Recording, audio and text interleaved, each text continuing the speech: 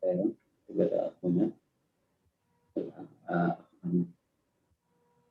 نبدأ بسم الله الرحمن الرحيم. السلام الله عليكم ورحمة الله وبركاته. Waalaikumsalam warahmatullahi إن الحمد لله نحمده ونستعينه ونستغفره ونعوذ بالله من شرور أنفسنا ومن سيئات أعمالنا. من يهده الله فلا مضل له ومن يضلل فلا هادي له. أشهد أن لا إله إلا الله وحده لا شريك له وأشهد أن محمدا عبده ورسوله. اللهم صل وسلم وبارك على نبينا محمد وعلى آله وأصحابه ومن سار منهجه وسنته إلى يوم الدين.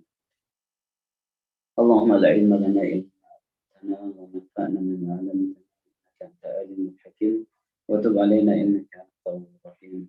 اللهم أرنا الحق حقا وارزقنا اتباعه وأرنا الباطل باطلا وارزقنا اجتنابه. اللهم آمين.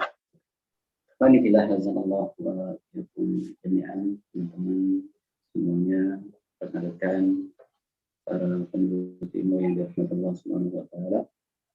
Tidak ada kalimat yang layak untuk kita ucapkan di awal perjumpaan ini kecuali karena puja dan syukur kepada Allah Taala atas segala nikmat taufik serta hidayah yang Allah Subhanahu wa taala kurniakan kepada kita semuanya.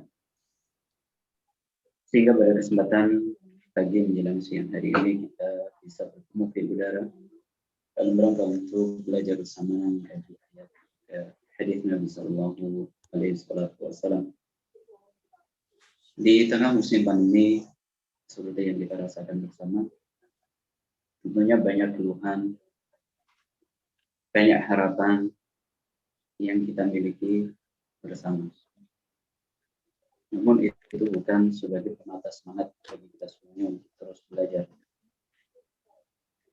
Di mana Allah SWT membuka kepada kita semuanya jalan dan juga media untuk bisa tetap belajar. Sekalipun di udara, sekalipun di online, akan tapi Allah masih beri kemudahan kepada kita semuanya untuk belajar.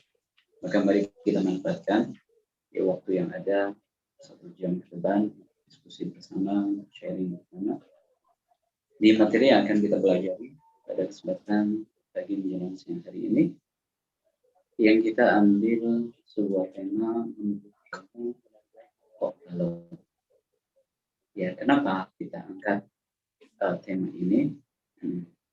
Karena ikhwani dan akhwati fillah sallallahu wa yakum jami'an, para pemirsa, para pendengar yang dirahmati Allah Subhanahu wa taala. Ketika kita bicara masalah belajar, maka kita akan bicara banyak problem. Dan permasalahan di dalam dunia belajar itu sama banyaknya seperti ilmu yang harus kita pelajari. Seakan tak pernah ada habis. Kalau kita melihat ilmu yang ada, itu sangat luas sekali. Bahkan Allah SWT mengingatkan kepada kita, yang ini adalah menjadi nasihat bagi kita semuanya. Wa ma utitu minal ilmi illa qalila. Kita dapat ilmu, kita paham ilmu, kita mencatat faedah ilmu, Allah SWT sebutkan itu sedikit.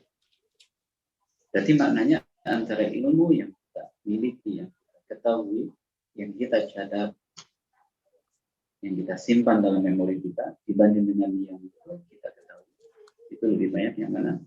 Yang belum kita ketahui. Syekh Muhammad Shalih Al-Utsaimin membahasakan ilmu itu buhurun zahirah, bagaikan laut yang tak bertepi itu. Nah, ketika kita melihat kepada problematika yang ada dalam dunia belajar, terutama para penuntut ilmu, itu banyak sekali problem yang ada. Seperti ilmu itu sendiri yang begitu banyak, bagaikan laut yang tak bertepi. Yang satu mungkin punya masalah dengan komunitasnya. Ketika dia hijrah ingin lebih baik, dari masa lalunya. Akhirnya di situ karena punya sama dengan komunitasnya, akhirnya menjadi masalah. Dia punya masalah dengan siapa? Dengan komunitasnya. Karena tadi volumenya sudah berbeda. Yang dahulu cuma bisa nongkrong bareng, sepeda motoran bareng, yang goes bareng, kuliner bareng. Begitu sudah hijrah, ngaji, ya, untung punya kegiatan taklim, ikut kajian. Ya akhirnya berubah jadwal bersama mereka. Akhirnya masalah dengan komunitas lama. Ada pula mungkin yang mengeluh lingkungan. Ketika dia tinggal di sebuah lingkungan yang tidak mendukung dengan belajarnya, dengan hijrahnya, akhirnya punya masalah. Atau dia punya masalah dengan keluarga. Karena mungkin beda pemahaman, tidak setuju, tidak mendukung, bahkan diwanti-wanti ya supaya jangan ikut pengajian ini, pengajian itu. Akhirnya menjadi problem. Belum lagi ketika kita bicara kepada mereka yang harus mengeluarkan biaya. Maka ada yang punya masalah dengan biaya. Belajar butuh biaya.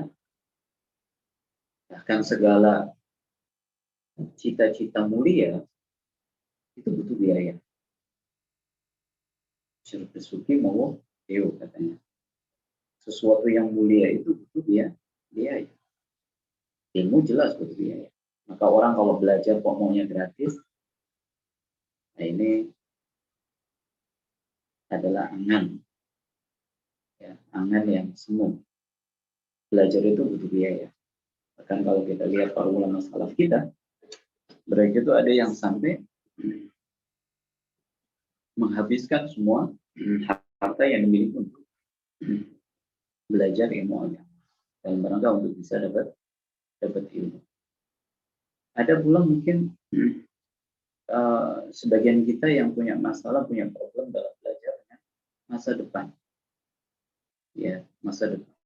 Kita bingung ketika saya harus belajar ilmu agama, kemudian memilih salah satu di antara dua pilihan, antara belajar ilmu dunia atau belajar ilmu agama, antara kuliah dengan belajar. Kalau seandainya harus memilih salah satu, alhamdulillah sekarang bisa dipadukan. Kadang kita bingung, ini harus pilih yang mana, antara belajar atau harus kuliah, antara memenuhi keinginan orang tua atau harus belajar. Ini problem yang dihadapi oleh banyak penuntut ilmu.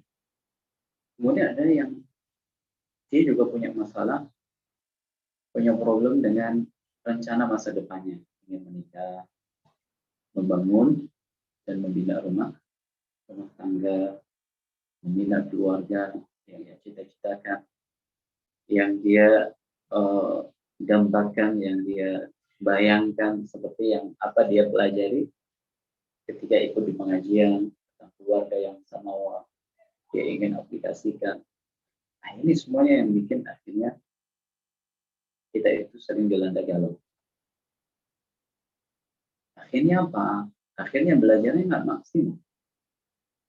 Ya, belajarnya nggak maksimal. Kenapa? Karena nggak bisa kontradiksi, memikirkan ini, memikirkan itu, masalah ini, masalah itu. Oleh sebab itu, kalau coba kita perhatikan ketidaksuksesan kita di dalam belajar itu seringkali karena masalah-masalah tadi. Coba, mungkin ada di antara kita yang sudah bertahun-tahun ya dalam ngaji. Ada yang sudah 2 tahun, 3 tahun, 4 tahun, 5 tahun, bahkan mungkin ada yang lebih, para senior ya. Mereka sudah berpuluh. Akan tapi ilmu yang dia pelajari itu tidak ada yang basic. Ilmu yang dia pelajari itu tidak ada yang laku. Jadi selalu mengikuti perkembangan zamannya. Oh, ini lagi dibahas masalah riba, dia ikut tiba-tiba, oh ini lagi dibahas tentang masalah poligami, dibahas masalah ikut poligami.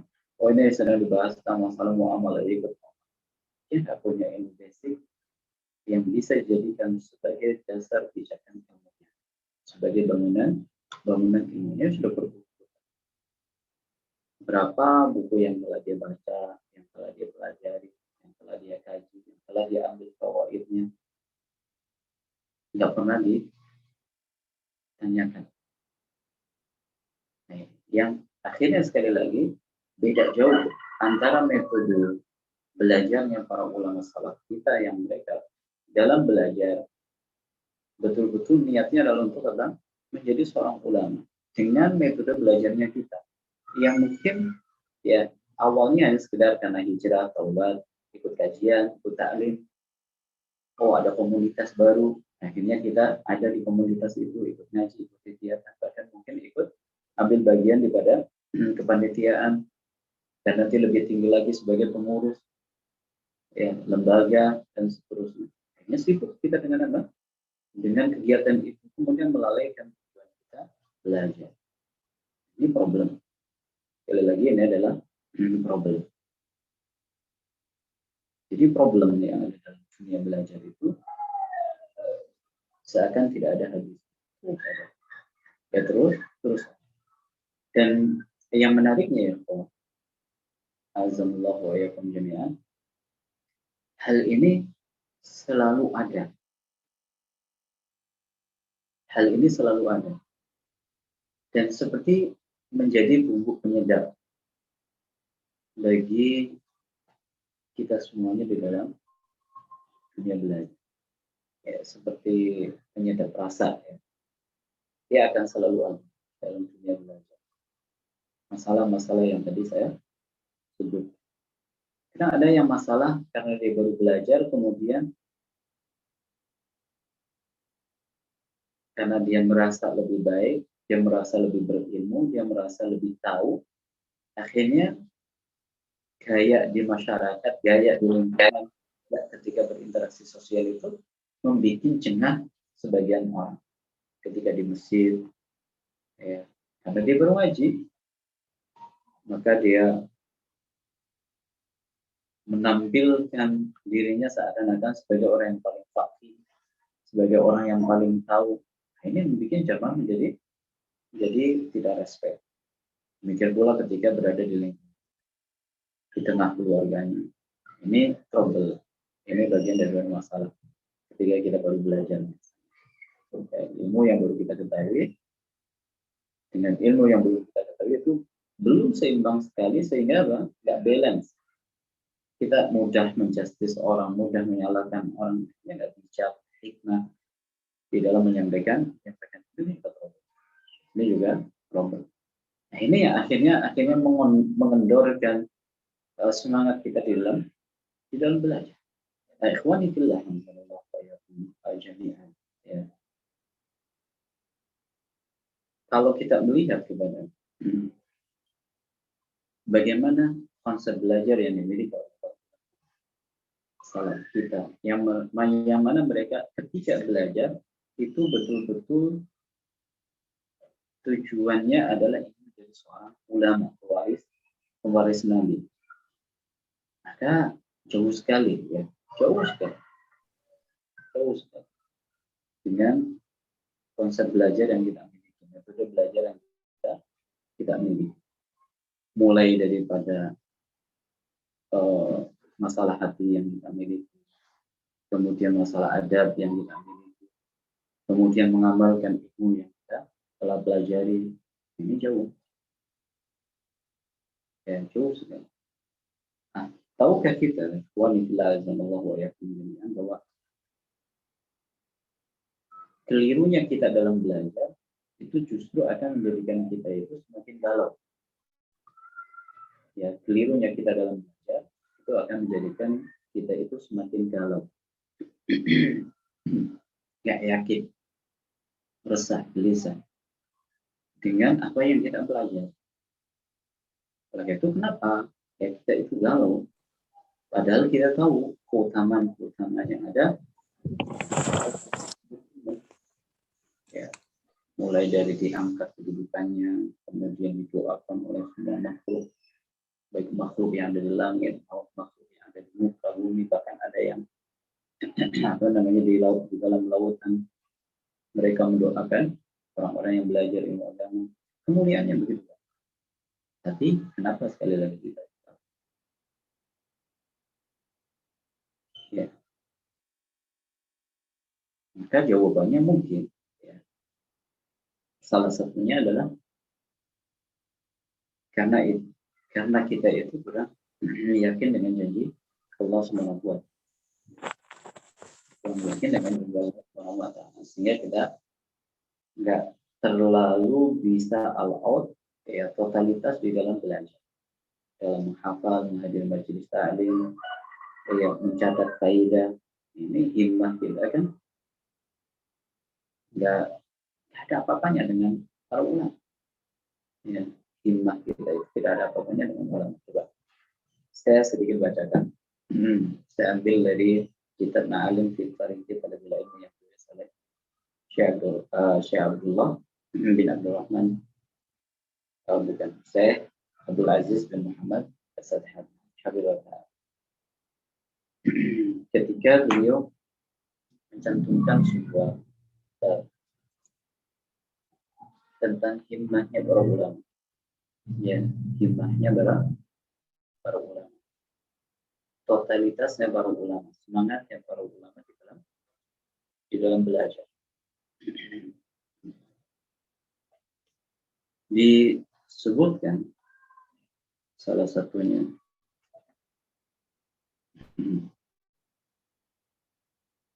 adalah Imam Nawawi. Tentunya nama ini enggak asing bagi kita semua. Imam Abu Zakaria Yahya bin Syaraf Nawawi. Beliau itu meninggal ketika usianya baru 45 tahun. Ini masih muda. Mungkin ada di antara kita yang kisaran usianya segitu, 45 tahun. Tapi kalau kita perhatikan karya yang beliau hasilkan itu ada kurang lebih 20 jilid ya. 20 jilid di sini bukan maknanya adalah 20 buku tidak. Tapi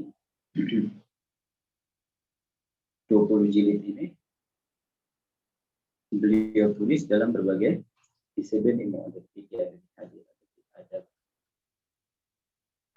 20 jilid karya Imam Nawawi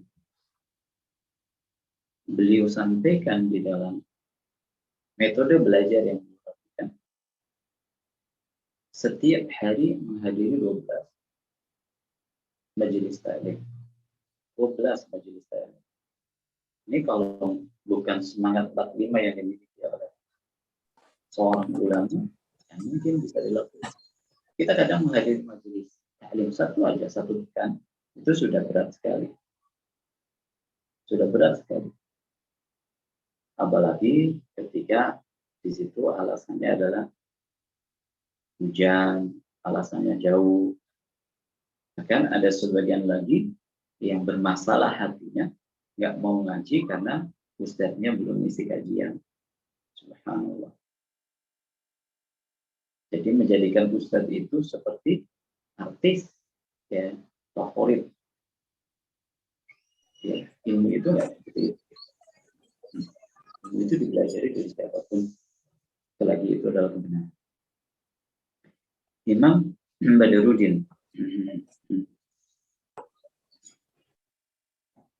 Imam Jama'ah Al-Kinani dalam kitab beliau Tazkiratus Sami wal Mutakallim, beliau menjelaskan bahwa yang namanya ilmu itu bagaikan barang berharga yang hilang dari seorang mukmin. Ilmu itu bagaikan barang berharga yang hilang dari seorang mukmin. Yang mana beliau memberikan perumpamaan bagaimana kalau ada orang yang kehilangan barang berharga? Tentunya dia akan ambil dimanapun dia temukan. Ya betul. Kita ngomongnya punya HP seharga 8 juta. Kemudian jatuh. Ketika jatuh, nggak ditemukan oleh orang, tapi kesapu sama tukang sapu, kemudian dimasukkan ke tong sampah. Ya, dimasukkan ke tong sampah. Kemudian di situ sudah kecampur sama sisa es krim bekas, botol bekas, pampers, ya, pokoknya bekas makanan dan sebagainya. HP 8 juta ada di tong sampah, campur dengan sampah. Begitu kita temukan di situ, kita ambil, kita ambil. Itu ilmu. Jadi kata beliau, al-hikmah dhalat ilmu. Hikmah itu adalah barang berharga yang hilang dari ilmu. Makanya kaidah para ulama dalam masalah mengambil faedah itu bisa diambil dari siapapun. Bahkan dari orang kafir sekali. Kaidah ya, bukan belajar. Ya. Yang mana kata beliau, yaltaqituha haitsu wajada. Dia akan ambil dimanapun dia temukan itu barang berharga. Kemudian beliau menjelaskan kepada kita bahwa pada saat ada orang dia itu terjebak di sebuah tempat, lalu tiba-tiba ada seekor harimau, ada seekor singa. Dia terjebak dalam sebuah tempat, kemudian tiba-tiba ada seekor singa beringas.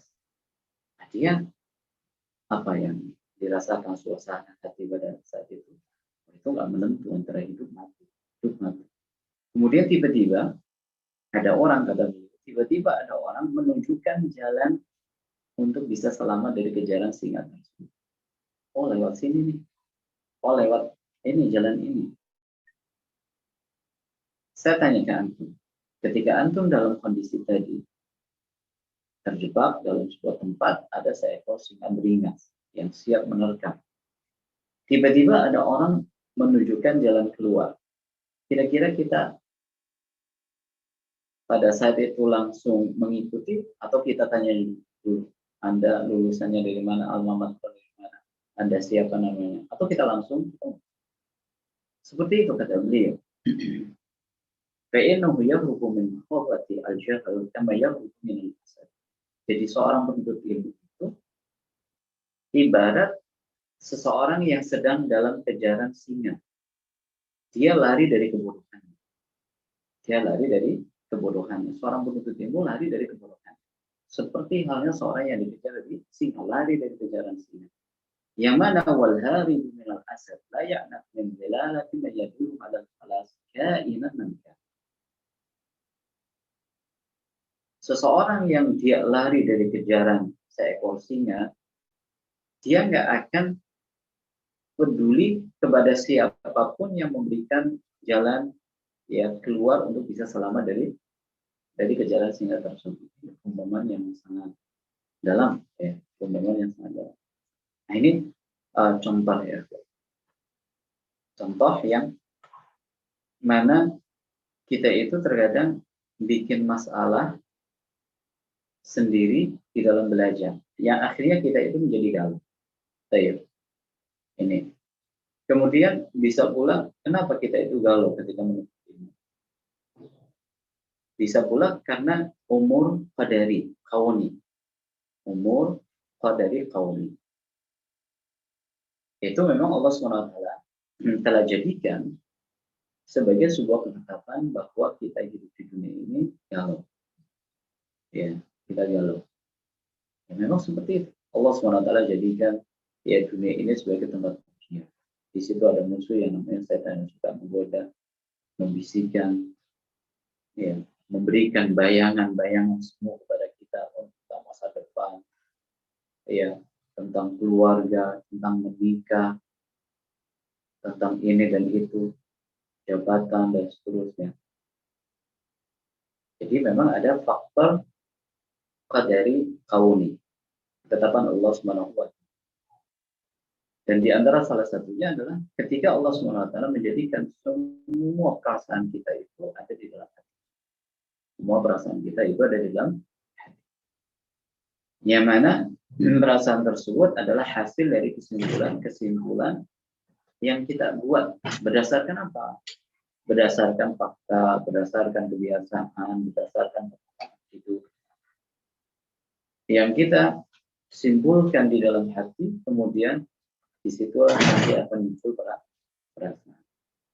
Ya, akan muncul perasaan.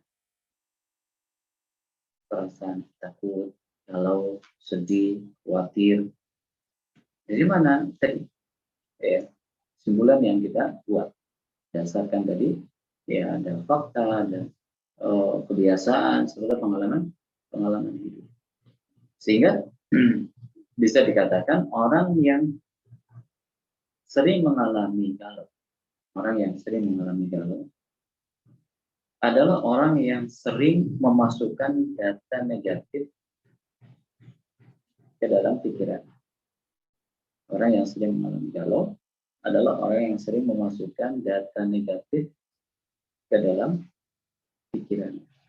Makanya bisa dikatakan orang yang sering memasukkan data negatif ke dalam pikirannya itu akan lebih sering mengalami galau dibandingkan orang-orang yang mereka itu sering menyaring semua data yang masuk ke dalam pikiran. Ya, saya ulang. Jadi orang yang sering galau, karena dia itu sering memasukkan data negatif ke dalam pikiran. Nah ini bila dibandingkan dengan orang yang hanya memasukkan dan menyaring data-data yang positif di dalam hidupnya, itu jarang galau.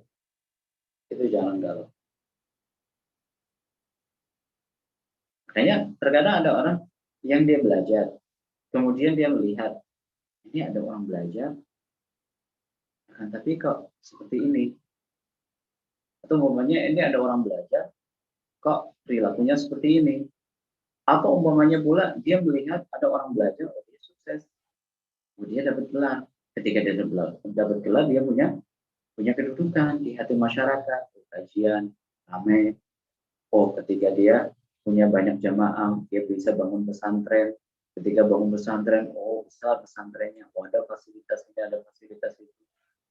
Oh kelihatannya nyaman, enak jadi seorang ustadz. Ini data positif atau data negatif? Data negatif. Karena nanti akan memberikan ya sebuah kesimpulan bahwa belajar itu ya untuk jadi ustadz seperti itu. Jadi ustadz yang terkenal. Jadi ya seorang ustadz yang viral. Karena apa? Karena nanti kalau dia viral, namanya dikenal, dia bisa bangun komunitas, bisa bangun pondok, bisa bangun ini dan itu. Ujung-ujungnya apa ya? Dunia. Ini yang sering. Jadi belajar para ulama itu menjelaskan tujuan utamanya itu adalah membangun jiwa untuk lebih takut kepada Allah SWT. Itu tujuan utama belajar. Sekali lagi tujuan belajar itu adalah membangun jiwa untuk lebih takut kepada Allah SWT. Makanya para ulama menjelaskan al-ilmu khasyah. Ilmu itu adalah rasa takut yang dimiliki oleh seorang kepada Allah SWT. Makanya sering kami sampaikan ke teman-teman bahwa indikasi keberhasilan orang belajar itu adalah ketika dia lebih takut kepada Allah SWT. Ini indikasi keberhasilan di dalam belajar. Kalau kita selama ini ya lebih takut kepada Allah SWT, lebih bertakwa kepada Allah SWT dibanding dengan perasaan-perasaan tadi, berarti kita berhasil dalam belajar. Tapi pada saat kita belajar, kita ikuti kajian ini, kita ikuti kajian itu, dari ustadz bulan, bahkan sampai kepada level ustadz yang tenar, tapi nggak membuat hati kita itu takut kepada Allah, kita belum berhasil belajar. Kita belum berhasil belajar. Bahkan bisa jadi ikhwah, ilmu yang kita pelajari itu akan menjadi petaka bagi kita. Ilmu yang kita pelajari akan menjadi petaka. Ya, masih ingat hadis Nabi Shallallahu Alaihi Wasallam yang mengatakan orang yang pertama kali dimasukkan ke dalam neraka ada 3 golongan. Ada 3 golongan. Yang pertama adalah seorang mujahid yang jihad di jalan Allah. Yang kedua adalah seorang penuntut ilmu. Yang ketiga adalah seorang dermawan. Ya, 3 orang yang akan pertama kali masuk ke neraka. Kita lihat bukan orang-orang sembarangan. Mujahid, orang yang berangkat ke medan tempur, mempertaruhkan nyawa. Bahkan mungkin sebelumnya dia mengeluarkan modal untuk berangkat. Tapi dia akan masuk ke dalam neraka. Demikian pula seorang dermawan, ini bukan orang biasa. Ini orang istimewa. Donasi ini, donasi itu, ikut nyumbang kegiatan ini, ikut bangun proyek kebaikan ini, proyek kebaikan itu.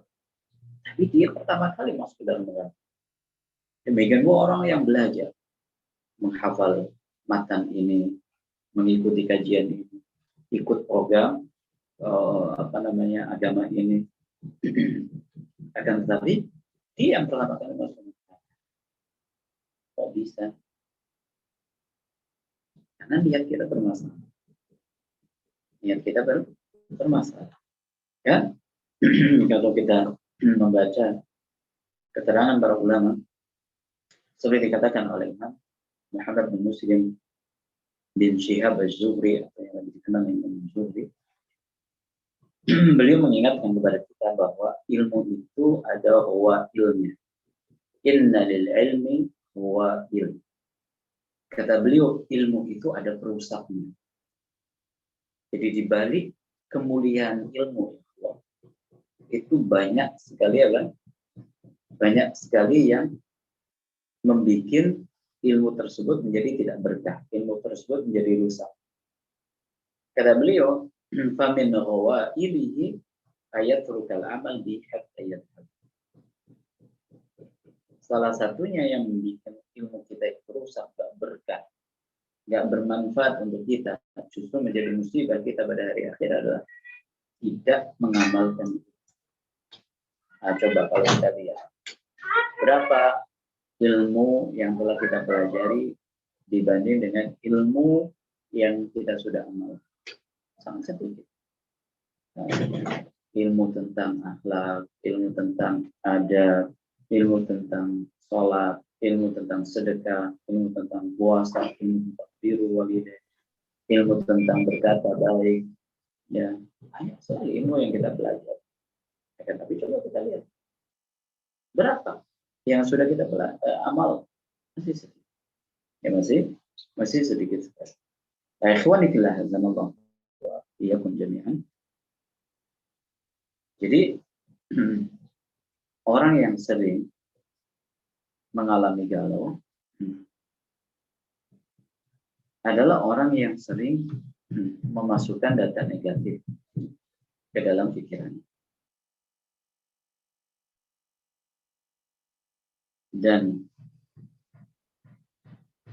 porosnya itu ada di dalam hati.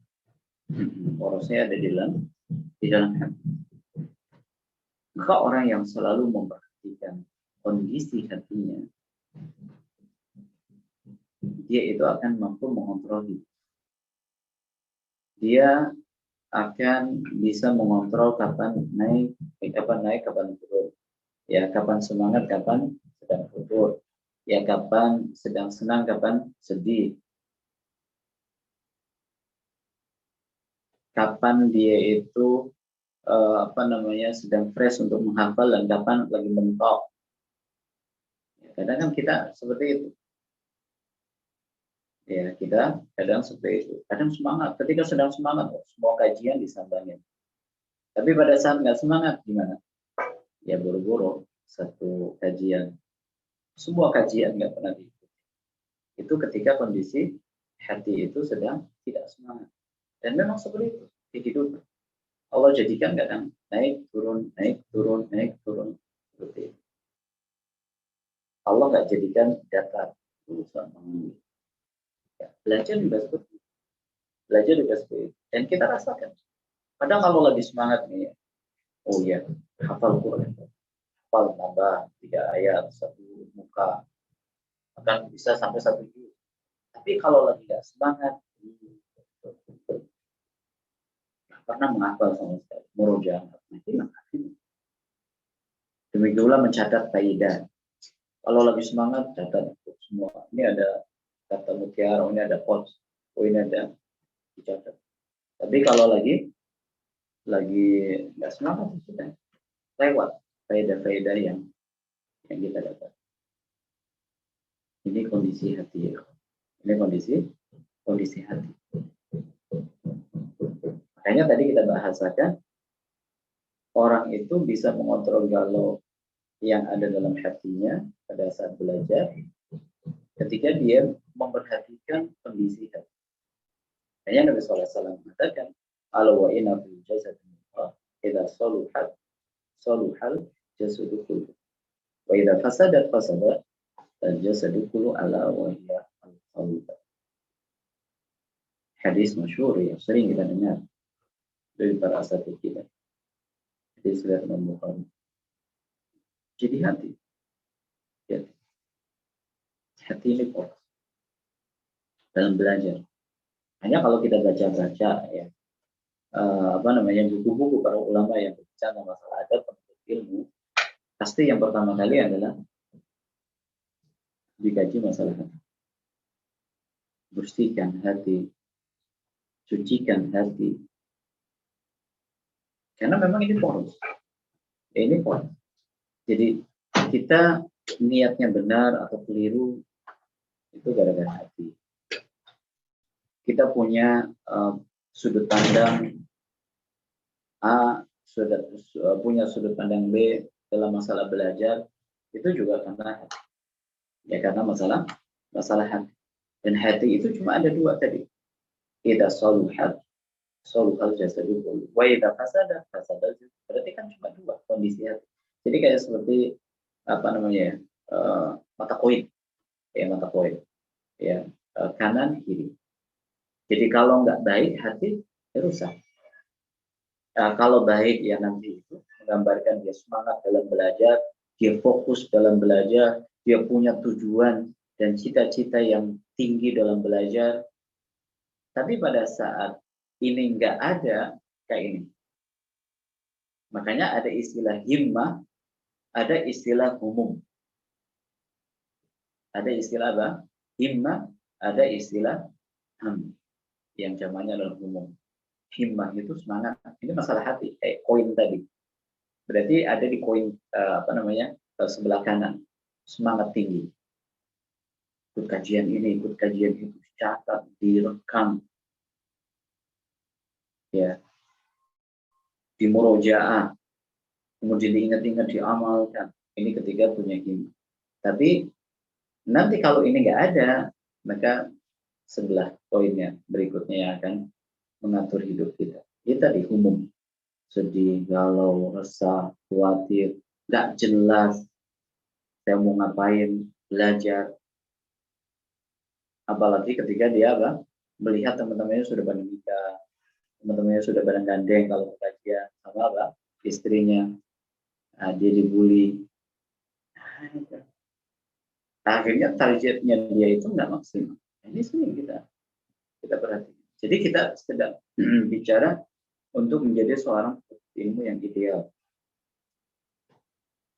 Ya, menjadi seorang ilmu yang dia belajar, kemudian punya niat yang benar dan punya tujuan yang mulia.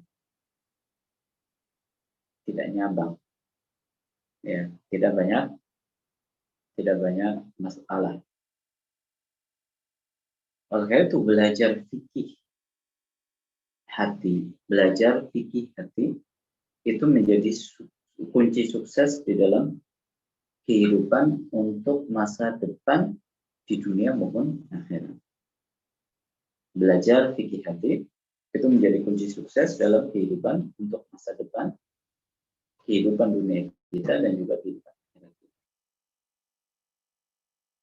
Ya. Dan para ulama kita bahas banyak ya buku-buku yang bicara masalah hati. Makanya ada sebuah disiplin ilmu ya dalam agama kita yang dinamakan oleh para ulama dengan tasfiyatun nufus.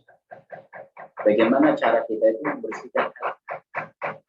Bagaimana cara kita itu membersihkan hati dari akidah yang rusak, kemudian dari penyakit hati, sombong, iri, gitu.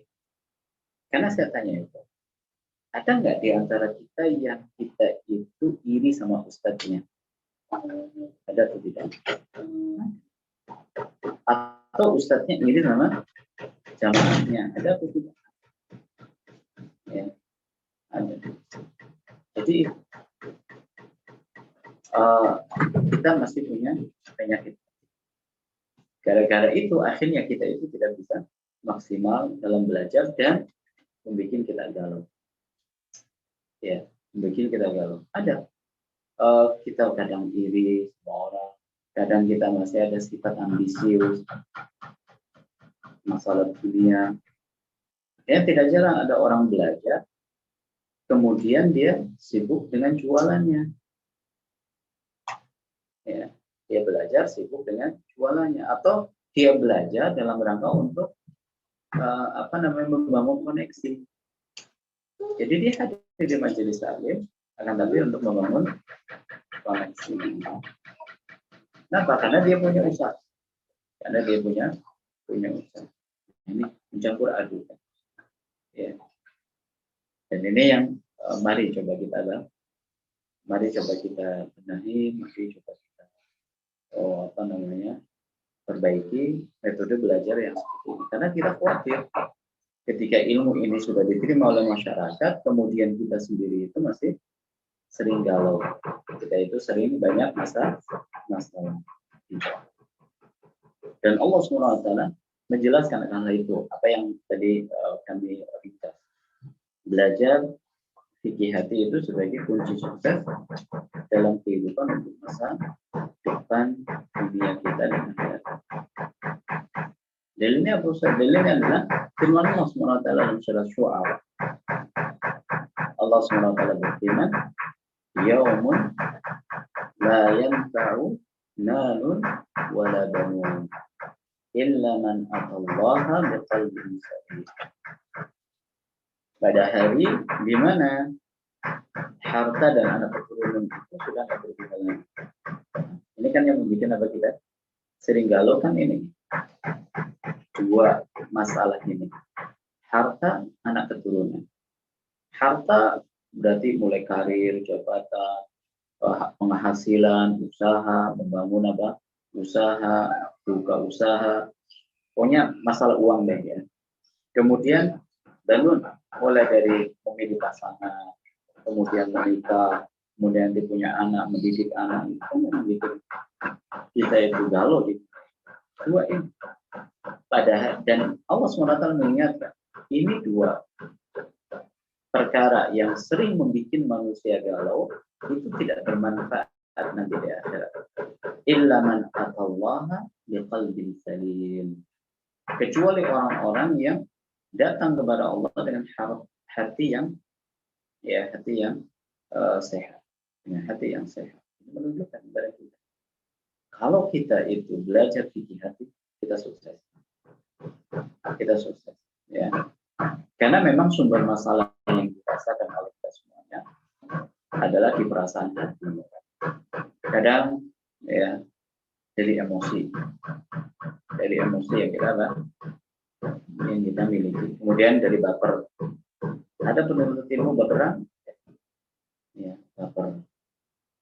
Ketika di grup dia umpamanya nanya sesuatu, kemudian nggak sama ustadznya nggak dijawab, dia baper. Akhirnya dia mengambil kesimpulan sendiri bahwa ustadznya ini bukan ustadz yang baik, bukan ustadz yang takut kepada Allah. Kenapa? Karena saya jawab bertanya di grup aja nggak dijawab. Ambil kesimpulan sendiri. Ya, kadang dia suudzon kepada orang. Ya, ketika umpamanya ada orang melakukan ini melakukan itu, kemudian dia ambil kesimpulan bahwa ini adalah orang yang seperti ini seperti itu. Ini bawaan perasaan yang ada di dalam hati. Itu yang bikin kita apa tadi? Kadang merasa dihina, kadang merasa dibully, kadang merasa tidak berguna, dan seterusnya. Jadi kalau itu faktor muaranya adalah dari dalam hati. Faktor muaranya dari dalam hati. Yang berdampak kepada semangat belajar yang berkurang. Yang berdampak pada semangat belajar yang berkurang. Nah, ini sumber masalah ya dalam kita belajar. Maka sekarang untuk bisa mengobatinya bagaimana Ustaz? Jadi sudah kita sebutkan. Jadi ketika kita tanya ya, kalau kita itu ingin mengatasi sebuah masalah, kita harus namakan dulu masalahnya. Masalahnya adalah kita galau ketika belajar ini. Kita galau ketika kita belajar ini. Nah, sekarang bagaimana? Sebelum lebih jauh kita itu mengobati penyakit galau tadi, maka kita diagnosa dulu. Karena faktor galau itu kan bermuara dari hati ya. Ya, akhirnya melahirkan galau. Nah, sekarang gimana? Saya sebutkan ada 3 poin. Nah, yang mudah-mudahan dengan 3 poin ini nanti kita bisa perbaiki dan kemudian bisa kita obati. Yang pertama adalah karena niat kita yang keliru dalam belajar. Itu yang bikin kita galau. Niat yang keliru dalam belajar bisa membuat kita galau. Kenapa? Karena niat itu poros. Ya. Atau bisa dikatakan sebagai kunci di dalam kita itu berkarya. Yang apabila gerigi yang ada di kunci tersebut ada yang rusak, maka jangan harap ya kita itu bisa membuka ilmu yang jadi ilmu yang mulia itu ya kawan, yang Allah puji para pemiliknya setinggi langit sebagai pewaris Nabi, kemudian akan diangkat kedudukannya, kemudian akan mendapatkan keberkahan ini, keberkahan itu didoakan oleh malaikat. Itu nggak akan mungkin bisa kita buka ya kawan, kalau niat kita itu keliru dalam belajar. Kalau niat kita itu keliru dalam belajar.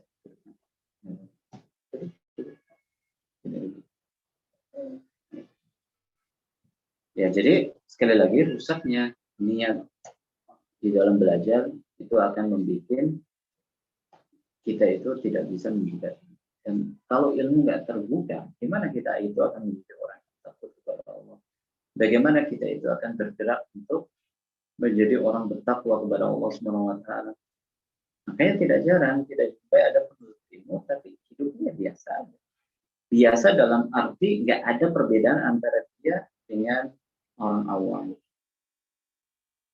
Oh, berarti kita harus beda, Ustaz. Iya, beda, tapi dalam masalah apa? Dalam masalah ibadah, dalam masalah akhlak, dalam masalah ucapan. Seperti dikatakan oleh Imam Khatib Baghdadi. Jadi seorang penuntut ilmu itu harus beda dengan kebiasaannya orang yang belum ngaji. Umumnya dalam masalah ibadah.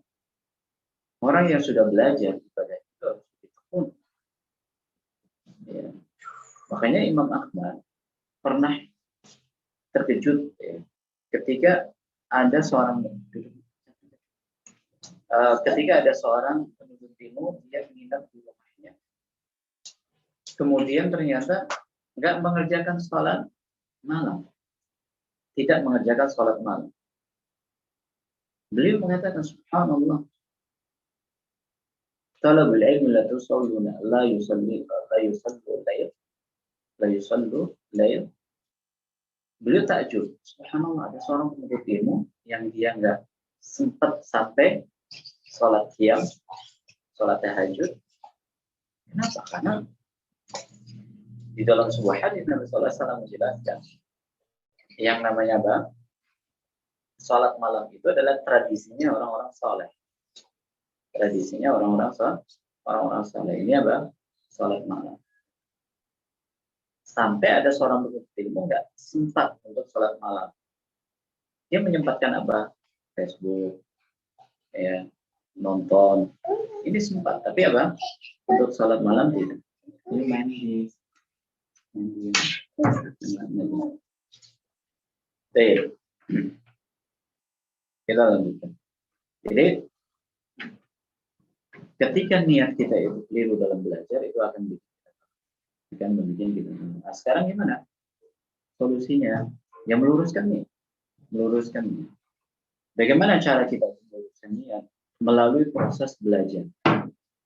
Melalui proses belajar. Melalui proses belajar, di situ kita akan kaji, kita akan bahas, kita akan diskusi, kita akan baca, kita akan dengar tentang ayat, tentang hadis yang mengajak kita untuk ikhlas niat, meluruskan niat, memperbaiki niat, ancaman bagi orang yang beramal, niatnya keliru. Maka melalui proses belajar tadi, dia sering mendengar, sering menyimak, dia sering membaca tentang anjuran untuk ikhlas, peringatan bagi orang yang ria. Maka pada saat itulah dia akan bisa meluruskan niat. Berarti ini menunjukkan lama atau tidak? Lama ya. Makanya belajar itu tidak sebentar, tidak instan. Jadi untuk meluruskan niat ini ya, itu bukan cuma oh ya dengar pengajian hari ini, besok lurus niatnya. Ini melalui proses panjang. Melalui proses panjang. Bertahun-tahun. Bahkan mungkin sampai berpuluh-puluh tahun. Jadi untuk menjadi seorang ilmu yang nggak mudah galau, itu belajar terus. Memperbaiki nih ya. Siapa namanya? Imam Sufyan Ats-Tsauri ya.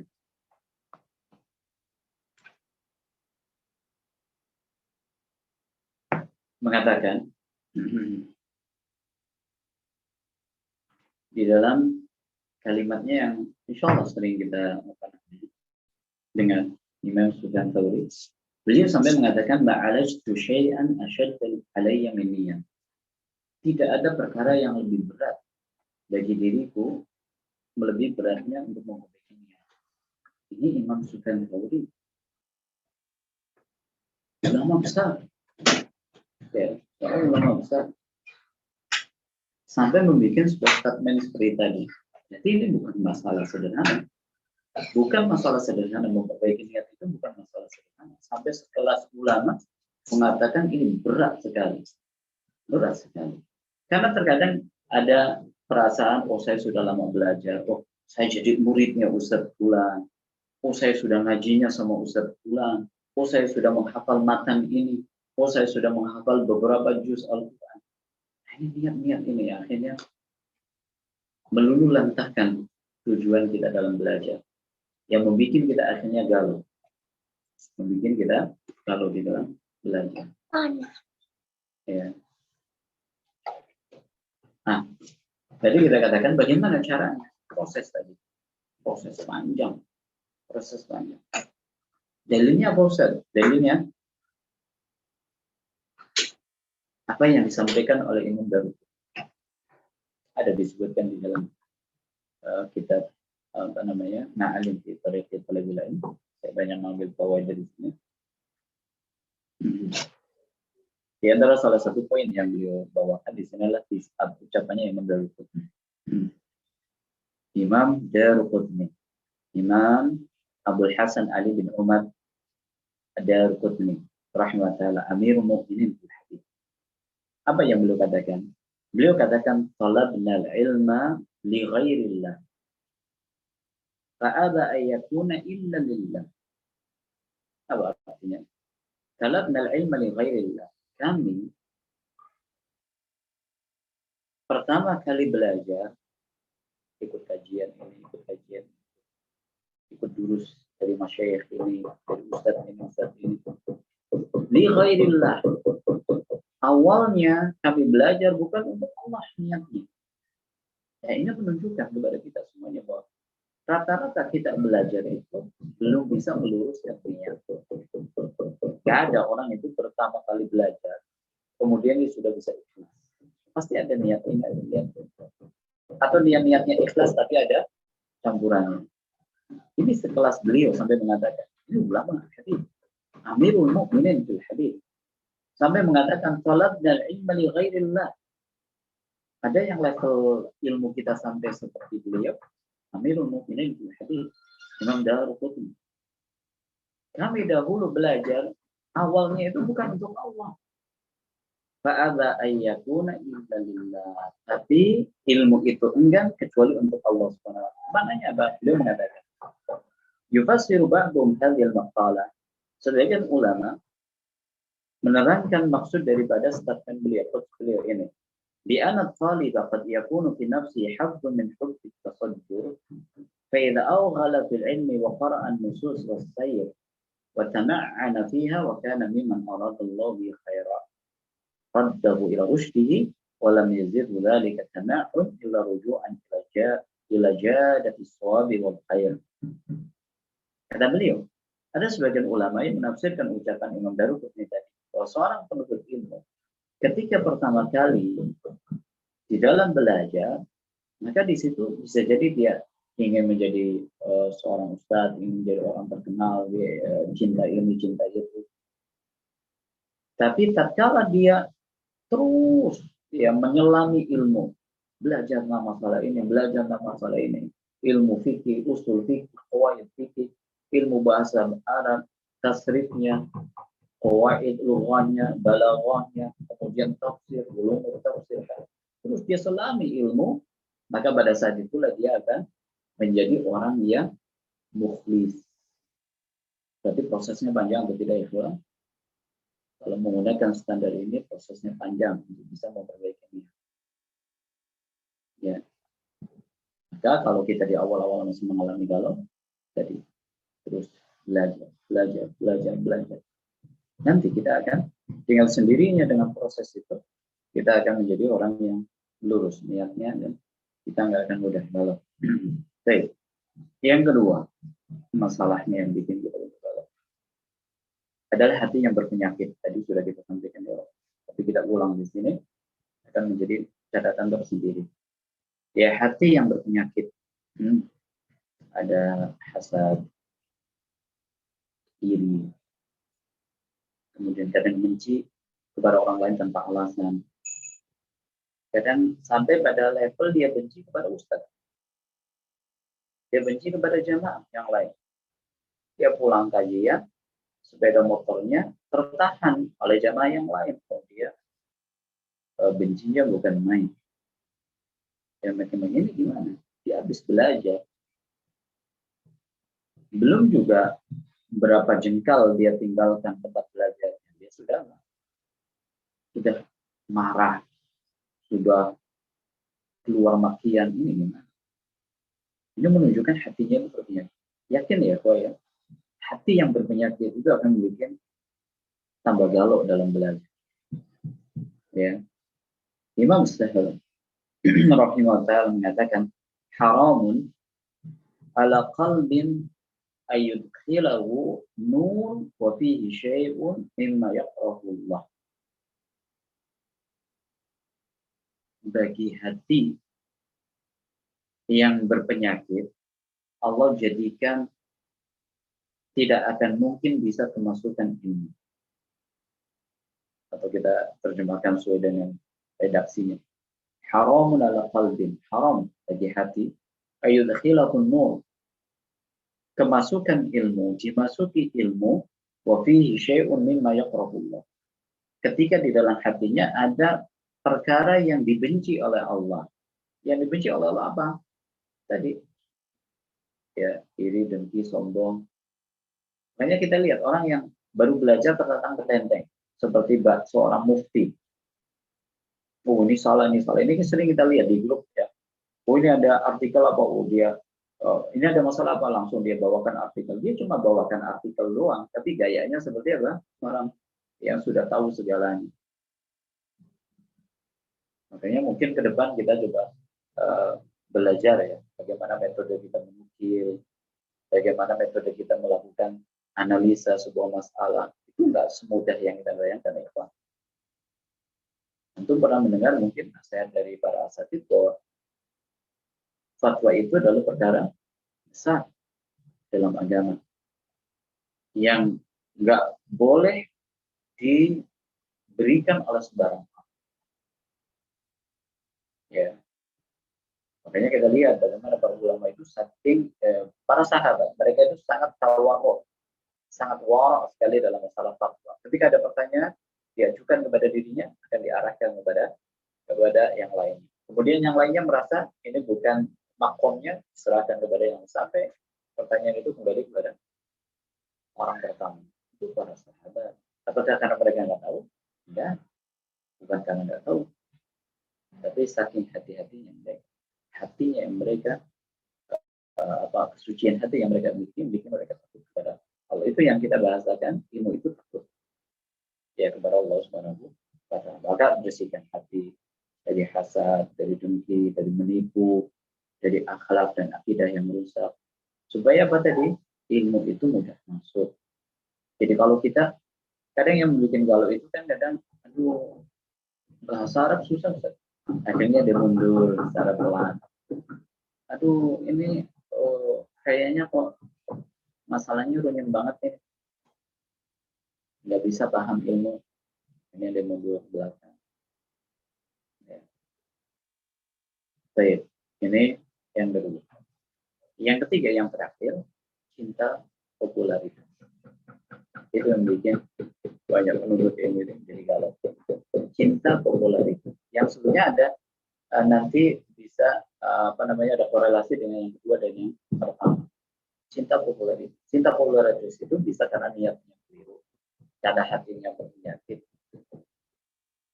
Dan ini yang disayangkan adalah penyakit kebanyakan para penuntut ilmu. Ingin tampil, ingin dilihat, ingin disanjung. Ini penyakit yang harus kita perbaiki. Harus diperbaiki. Karena kalau tidak rusak kita. Imam Syafi'i rahimahullah kita dengan al-i'tisam. Beliau itu mengatakan akhirul asya nuzulan min qulubis salihin ya hubbu sultan tasabbu. Kata beliau ya, perkara terakhir yang akan turun dari hati orang yang saleh adalah cinta kedudukan dan popularitas. Ini poin terakhir, artinya benteng terakhir yang ada pada hati orang saleh yang akan runtuh, yang akan jebol, yaitu cinta kedudukan dan popularitas. Dan ini subhanallah ya, yang disampaikan ketika momennya saya ngisi pengajian, antara mengisi pengajian dengan jamaah yang banyak dengan jamaah yang sedikit itu sudah membuat perasaan berbeda, dan saya yakin dirasakan oleh semua ustaz. Makanya ada sebagian ustaz yang ketika akan mengisi jamaah pengajian dia akan tanya dulu gimana jamaah, sedikit banyak kah, karena memang perasaannya apalagi kalau full masjidnya berbeda. Kalau kita lihat kepada perjalanan salah mereka itu sangat menghindar sekali dari yang namanya popularitas. Sampai-sampai ya Umar bin Khattab radhiyallahu anhu pernah memukul seseorang, Ubay bin Ka'ab. Ya, beliau pernah memukul Ubay bin Ka'ab ketika beliau itu jalan, kemudian samping kiri kanannya, belakangnya itu banyak orang yang sibuk bertanya. Yang sibuk bertanya, oh ambil faedah ini. Itu biasa ya. biasa. Maka Umar bin Khattab itu memarahinya, sembari mengatakan kuf'an hada. Sudah dengan diulangi. Fa'inna fitnatul madhu mudillatul tabi. Karena ini bisa menjadi petaka bagi yang diikuti dan kehinaan bagi yang mengikuti. Dan memang seperti itu. Makanya perselisihan yang kadang terjadi antara satu lembaga dengan lembaga yang lain, satu ustadz dengan ustadz yang lain, itu masalah hati. Masalah hati, cinta, popularitas. Karena takut nanti donaturnya akan lari ke sana. Nanti takut jamaahnya akan lari ke sana. Nanti yang ikut pengajian saya siapa? Di situ ada kotak ajaib yang dikelilingkan. Nah, nanti donasi yang masuk ke yayasan gimana? Ini harus hilang. Ini harus hilang. Cinta popularitas. Kalau betul kita itu belajar hanya untuk Allah, ingin menghilangkan kebodohan dalam diri kita, tidak akan mungkin. Kita itu cinta popularitas. Makanya dikatakan oleh Imam Bishr bin Harith rahimahullah, beliau mengatakan ma'atqallah man ahabba surah, dalam kitab Syiarul A'lamul Balag. Ya, beliau mengatakan belum dikatakan sebagai orang bertakwa kepada Allah. Jadi kalau kita ingin melihat ukuran parameter orang bertakwa itu seperti apa, kata beliau, belum dikatakan orang bertakwa kepada Allah ketika dirinya masih cinta popularitas. Namanya dikenal, namanya disebut, viral dan seterusnya. Nah, kalau masih ada perasaan itu, kita bukan orang bertakwa. Maka sadari. Kita itu sering menyadari banyak kekurangan yang kita miliki. Makanya Imam Ahmad ketika dipuji oleh seseorang, beliau mengatakan, seseorang kalau tahu siapa sejati dirinya, seseorang yang tahu siapa hakikat dirinya, mayan tahu halaman nas. Pujian selangit setinggi apapun yang diberikan oleh manusia itu nggak efek. Kenapa? Karena dia tahu banyak dosa ini, banyak kekurangan ini, banyak kegeliran ini yang Allah tutupi, nggak dilihat oleh manusia. Kayak seperti saya. Ya, ketika antum melihat bagaimana kekurangan yang ada pada diri saya, dosa ini, maksiat ini, ketika antum tahu, itu nggak akan husnuzon seperti ini, ikut mendengar pengajian seperti itu. Jadi ini bagian yang harus kita perhatikan dan kita hilangkan. Kesimpulan dari pengajian ya sebelum kita tutup. Jadi kalau itu diciptakan oleh kita sendiri. Kalau itu diciptakan oleh kita sendiri. Maka hilangkan dengan melihat kepada kemuliaan ini. Dan kalau itu menandakan pada hati yang belum stabil. Kalau itu menandakan hati yang belum stabil untuk bisa menerima ini. Maka stabilkan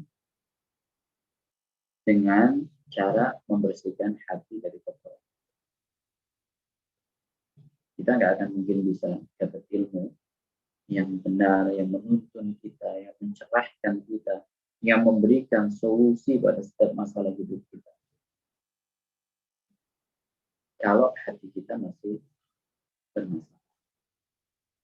Yang terakhir, kalau itu akan menghalangi untuk bisa berkarya lebih baik. Kalau itu akan menghalangi kita untuk bisa berkarya lebih baik. Maka buang jauh-jauh kalau itu belum. Allah Alhamdulillah, mudah-mudahan apa yang kita pelajari pada kesempatan pagi menjelang siang hari ini bermanfaat dan bisa membekas di dalam hati kita faedah-faedah yang ada bisa tercatat, kemudian tentunya bukan hanya itu saja tapi bisa kita amalkan di dalam kehidupan sehari-hari kita. Sebelum kita tutup, silakan mungkin ada pertanyaan dari Pak saya ingin disampaikan. Kami buka sesi. Ustaz, jazakumullah khairan wa barakallahu fikum pada Ustaz yang telah menyampaikan Sebentar, suaranya materinya. kecil. Ada Ustadz pertanyaan sebelum kita Oh, ke iya. pertanyaan langsung, kita bacakan dulu pertanyaan yang pertama masuk dari dari Ukhti Farah. Bismillah, izin bertanya Ustadz. Jika ada seseorang yang dia sudah belajar agama dan mengetahui hukum-hukumnya, namun dia tidak mengamalkan ilmu tersebut, bagaimana hukumnya Ustadz? Apakah berdosa? Jazakallahu khairan wa barakallahu fikum. Nah, terima kasih pertanyaannya.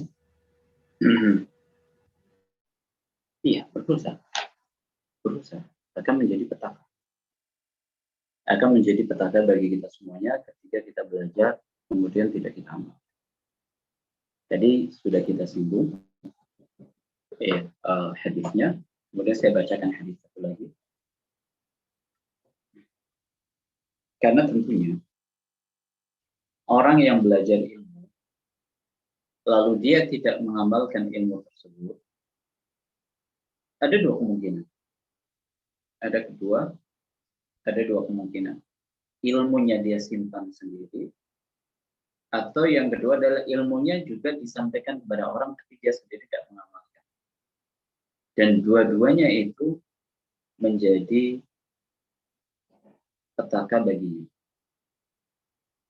Menjadi petaka baginya.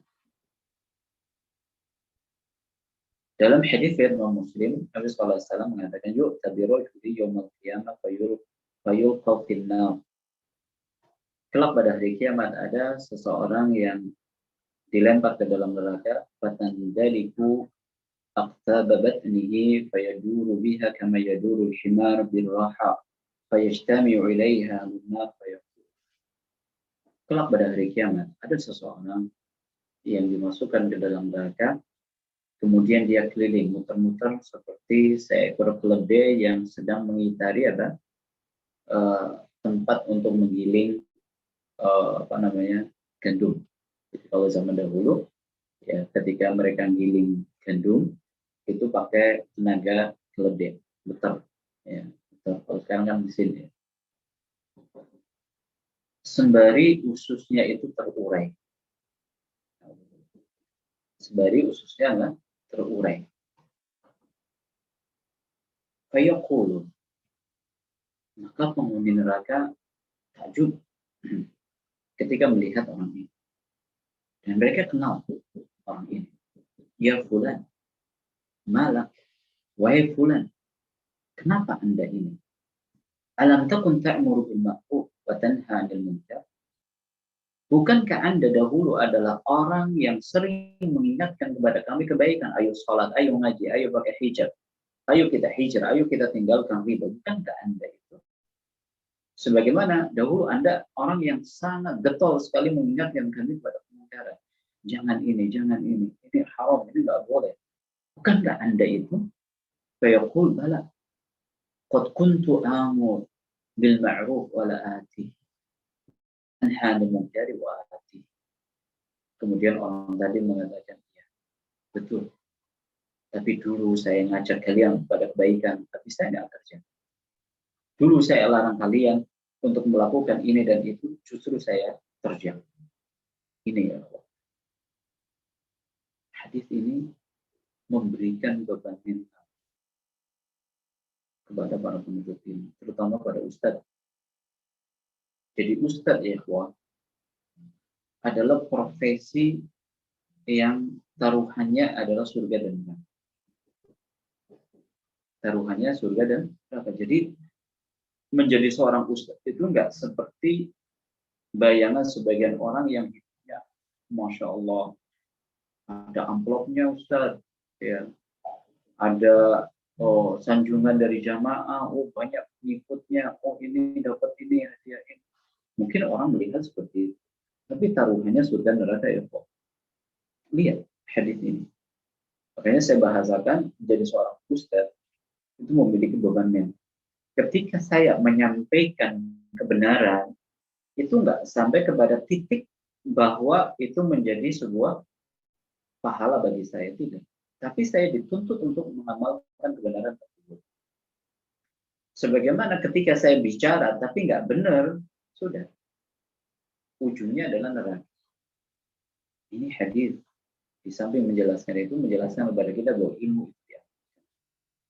Ilmu itu dia makan. Makanya ketika kita belajar masalah hukum, masalah akhlak, masalah adab, mari kita amal.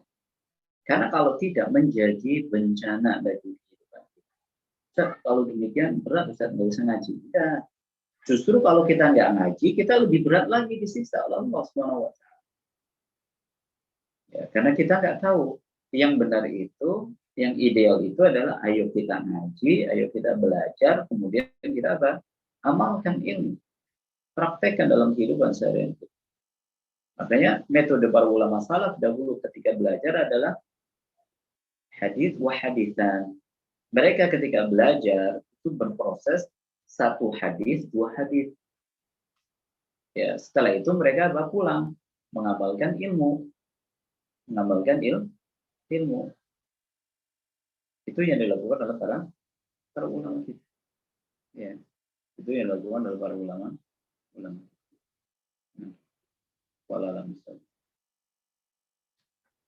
Jazakumullah khairan Ustaz atas jawabannya. Saya bacakan lagi pertanyaan yang sudah masuk dari Putri Alia. Bismillah, Assalamualaikum. Ahsanallahu ilaikum ya Ustaz. Afwan izin bertanya.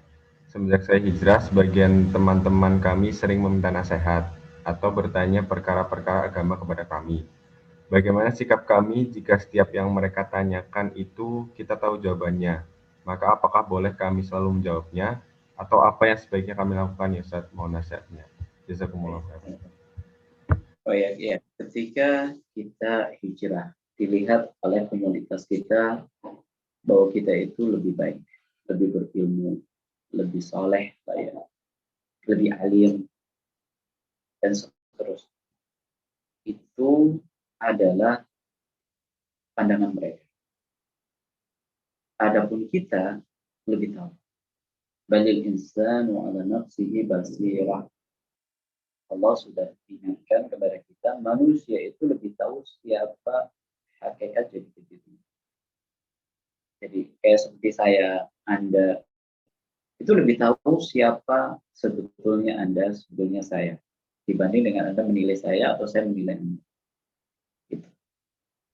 Maka apa yang mereka anggap bahwa kita itu lebih alim, lebih paham, lebih ini, itu anggapan mereka. Tapi kita sendiri yang merasakan, apakah betul kita itu lebih alim? Apakah benar kita itu lebih tahu? Apakah benar kita itu tahu jawabannya? Jangan-jangan kita memiliki standar yang berbeda. Ikhwanillah azanallahu wa yakum jami'an dan para akhwat sekalian yang hadis Allah Subhanahu wa taala. Para ulama itu membuat standar dalam masalah kapan orang itu dikatakan betul. Salah satunya Syekh Abdul Rahman bin Nasir Sa'di, dan ini diucapkan oleh para ulama sebelumnya, Imam Syafi'i, Imam Qayyim, Ahmad Ta'ala. Mereka bikin standar bahwa al-ilmu itu adalah ma'rifatul haq bidalilihi. Dikatakan orang itu faqih, dikatakan orang itu ulama, adalah ketika dia mengetahui kebenaran beserta dalilnya. Mengetahui kebenaran beserta dalilnya.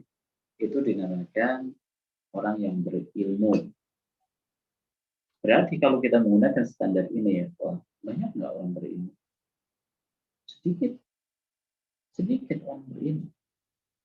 Karena barometer ini atau standar ini mengharuskan orang dikatakan berilmu, dia paham betul dalilnya, Al-Qur'annya, hadisnya, penjelasan para ulamanya, dia paham, itu baru namanya seorang ulama.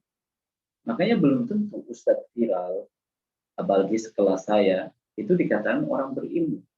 Hanya sekedar menyampaikan. Ya dikit-dikit masih buka ayat, dikit-dikit masih buka hadis. Artinya dia nggak hafal, nggak paham betul tentang ayat dan hadis tersebut. Makanya orang berilmu itu, dia bukan orang yang tahu. Orang yang berilmu itu bukan orang yang tahu. Maka ketika ada orang yang bertanya kepada kita, lalu kita menganggap kita itu tahu, coba koreksi terlebih dahulu sebelum kita memberikan jawaban. Imam Darul Hijrah. Ini menjadi pelajaran bagi kita. Imam Darul Hijrah, Imam siapa? Imam Malik rahimahullah. Imamnya kota Madinah. Itu pernah namanya viral, namanya terkenal seantero apa? Negeri Islam pada saat itu. Sampai nama beliau dikenal oleh penduduk Andalusia, Spanyol sekarang. Sehingga mereka mengutus ada seseorang yang khusus ya datang dari Spanyol dengan membawa pertanyaan-pertanyaan untuk Spanyol untuk datang ke kota Madinah minta fatwa kepada Imam Malik rahimahullah. Dalam sebuah riwayat disebutkan ada 42 pertanyaan. Diajukan pertanyaan satu demi satu. Tahukah kita dari 42 pertanyaan itu berapa yang dijawab? Ini ulama. Ini sekelas Imam Malik. Dari 42 pertanyaan tadi yang dijawab cuma 2. Yang 40 mana? Tidak dijawab. Sampai disebutkan dalam riwayat, orang yang menjadi utusan tadi mengatakan, ini benar nggak Imam Malik yang namanya terkenal itu? Jangan-jangan KW. Maka Imam Malik mengatakan, ya, sampaikan kepada penduduk Andalusia bahwa Malik tidak tahu jawabannya. Nah, ini sekelas para ulama yang mereka sangat perhatian. Karena tadi, ketika anti umpamanya menjawab pertanyaan yang anti menganggap bahwa itu diketahui atau sudah tahu. Kemudian ternyata keliru karena anti memahami sepihak. Artinya sepihak di sini kadang cuma baca artikel, cuma baru ikut pengajian dalam satu tema. Kemudian di sana ternyata ada pendapat lain. Ada hadis lain. Ada ayat lain yang belum dijelaskan oleh Ustadz ini. Yang belum dijelaskan di artikel ini. Kemudian kita berfatwa dengan artikel ini secara sepihak. Lalu kita mengabaikan yang lainnya. Lalu kita mengatakan kita berilmu. Menjadi petaka nanti di akhirat. Karena kita akan ditanya Allah SWT tentang fatwa. Tentang jawaban kita. Sekalipun cuma share artikel. Karena artikel itu sekali lagi adalah berdasarkan data yang dikuasai oleh penulis. Bukan menggambarkan semua ilmu yang sedang dibahas. Ya, bukan menggambarkan semua ilmu yang sedang dibahas. Maka hati-hati. Hati-hati karena taruhannya adalah tadi. Lebih baik itu mengalihkan pertanyaan kepada orang yang lebih alim daripada kita menjawab sendiri. Wallahualam bishawab. Nah, Ustaz, jazakumullah khairan. Tadi ada yang mengangkat tangan, jadi bertanya nggak nih? Baik, silakan. Kalau jadi akar, teman. Fadal. Oh iya, siap. Apa Ustaz izin bertanya terkait dengan ini Ustaz, menjaga hati gitu Ustaz. Semisal ada kasus si A gitu Ustaz. Dia itu awalnya semangat menuntut ilmu, terus qadarullah futur. Nah, ketika dia sedang pengen bangkit lagi, terus mungkin dia punya kebiasaan membaca Al-Quran gitu di tempat yang umum atau tempat yang ini di segala tempat lah. Beliau tuh ketika semangat suka membaca Al-Quran. Nah, ketika dia berusaha untuk bangkit lagi untuk menjalankan kebiasaannya, itu di benaknya bilang gini, jangan baca di sini nanti jadi dikenal orang atau menumbuhkan ria gitu. Nah, akhirnya ketika ada was-was gitu nggak jadi gitu Ustaz. Dia itu berdasar gini saat kan amalan sunnah atau amalan-amalan yang baiknya ditutupi gitu Ustaz. Nah, tapi kadang jadi malah nggak mengamalkan itu Ustaz. Itu gimana Ustaz? Oh, ya. Terima kasih. Ikhwani fillah azanallahu wa iyyakum jami'an. Ini bagus, pertanyaan bagus, sering dirasakan oleh kita dalam kasus seperti yang ditanyakan atau dalam masalah-masalah yang lain. Kadang kita ingin niat baik melakukan sesuatu, kemudian nggak jadi karena alasan ini. Ada sebuah kaidah yang harus kita pahami dalam kehidupan ini yang kuat. Ketika kita ingin berbuat baik, ada satu pihak yang sangat tidak suka sekali kebaikan itu jadi terlaksana. Pihak itu adalah setan. Pihak itu adalah setan. Maka setan akan berusaha mengalihkan, menunda, menolak, mengatakan ini, bikin itu. Akhirnya dia nggak jadi melakukan amalan tersebut. Itu setan. Itu setan. Ada seorang wanita ingin hijrah. Akhirnya, saya sudah terlanjur, saya sudah ini. Ada orang ingin bangkit dari masa lalunya, dikatakan ini. Ada orang ingin kembali lagi ke majelis taklim, dikatakan seperti itu setan. Itu setan. Maka lawan setan itu dengan apa? Kebaikan itu. Artinya ketika ada perasaan nanti dilihat oleh orang tidak lihat, kerjakan. Makanya ucapan Muslim yang mengatakan tarku amal li ajlin nas arriya wal amalu li ajlin nas syirik. Atau kamu meninggalkan amalan karena manusia itu namanya riya. Umpamanya dia biasa sholat sunnah rawatib, kemudian dia takut dilihat sama bulan, ini riya. Kemudian wal amalu li ajlin nas syirik. Lalu dia beramal untuk manusia supaya dipuji, supaya kata-katain baik, ya, disanjung, maka ini syirik. Maka lawan setan dengan cara kerjakan amalan. Karena sekali lagi ini kaidah kehidupannya, kita pegang ini. Setiap kali kita itu ingin berbuat kebaikan, ada satu pihak yang tidak suka dengan itu. Yaitu apa? Setan. Yaitu setan. Maka kita harus segera lawan. Wallahu a'lam. Silakan. Jazakumullah khairan. Ada satu pertanyaan lagi dari Galang di kolom chat. Afwan, mohon nasihatnya, misalkan ada penuntut ilmu yang setelah dia menuntut ilmu, kemudian dia takut bahwa ilmu yang didapat tidak bisa diamalkan, yang kemudian membuat dia sendiri galau dan akhirnya kendor dalam menuntut ilmu. Ya, ini juga bagian daripada masalah hati tadi. Jadi, kegalauan yang dimiliki kalau ilmu, lagi-lagi sumbernya memang dari hati. Jadi kalau kita belajar itu, yang pertama kali diperhatikan hati. Bersihkan hati. Pokoknya latihan lah. Sering kita itu melatih hati kita itu sebaik mungkin, sebersih mungkin, sesuci mungkin. Artinya hilangkan iri, benci sama orang, ambisius, ya, kemudian apalagi sombong, ujub. Ini bersihkan semuanya. Karena ini akan memberikan pengaruh pada saat kita belajar. Ya, sama seperti tadi. Ya, ada perasaan ini, ada perasaan itu. Ya, justru itu akan merugikan diri. Tidak. Yang betul itu, ya dia belajar, dia amal. Sebisa mungkin. Fattakullah. Jadi apa yang kami sampaikan tadi bukan dalam rangka untuk membuat kita itu akhirnya kendor.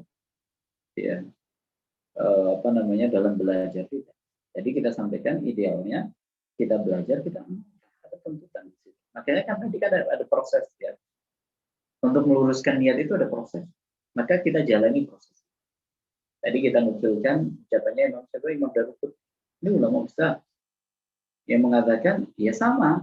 Mungkin bahasanya bisa katakan niat yang dimiliki ketika pertama kali belajar ya sama kayak kita. Tapi dengan sering mendengar ayat, sering mendengar hadis, sering mendengar mutiara hikmah, akhirnya kita bisa ikhlas, bisa meluruskan niat, bisa membersihkan hati. Itu memang butuh proses panjang. Kemudian tadi dapat ilmu diamal. Wallahu a'lam. Nah, Ustaz, jazakumullah khairan. Untuk pertanyaannya tidak ada yang masuk lagi, Ustaz. Kalau Ustaz. Cukup ya? Cukup, insya Allah. Baik, terima kasih atas perhatiannya dan perhatiannya. Kesimpulannya apa tadi? Kesimpulannya ada 3 ya, Ustaz, tadi. Apa? niat yang keliru dalam belajar, kemudian yang kedua hati yang berpenyakit, dan yang ketiga cinta popularitas. Ya, itu sumber masalahnya. Yang kita tinggal diperbaiki 3 poin itu agar kita itu bisa salah. Barakallahu. Naktafi wa qadar. Subhanakallahumma wa bihamdika asyhadu an la ilaha illa anta. Assalamualaikum warahmatullahi wabarakatuh. Waalaikumsalam warahmatullahi wabarakatuh. Jazakumullah khairan pada Ustadz Arif yang telah menyampaikan materi pada kesempatan kali ini.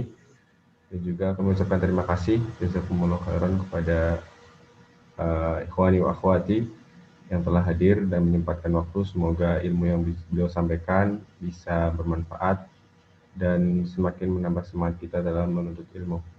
Baik, kami dari Ma'had Ali An-Nur undur diri, mohon maaf atas segala kekurangan dan juga terima kasih atas perhatiannya. Kami tutup. Subhanakallahumma wa bihamdik, asyhadu an la ilaha illa anta, astaghfiruka wa atubu ilaik. Kurang lebih mohon maaf. Assalamualaikum warahmatullahi wabarakatuh. Silakan bisa langsung untuk melanjutkan kegiatan yang lain.